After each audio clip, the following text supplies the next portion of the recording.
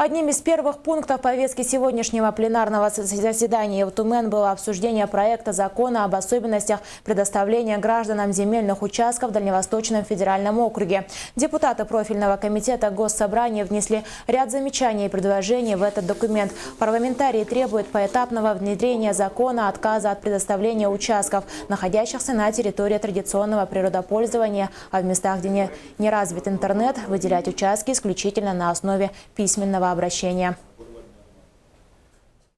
Вначале в отдельных муниципальных образованиях данного дальневосточного региона, затем ввести для жителей субъектов Российской Федерации, только потом предусмотреть возможность получения земельных участков остальными гражданами страны.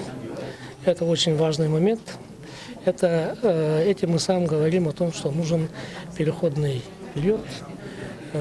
И, значит, разрыв между этапами может быть достаточно существенным.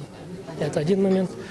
Второй момент, поскольку федеральный законопроект направлен на переостановление оттока населения, закрепление проживающего населения и привлечение из других регионов, мы предлагаем предусмотреть норму, которая бы позволила тем, кто желает получить земельные участки, переехать на Дальневосточный регион.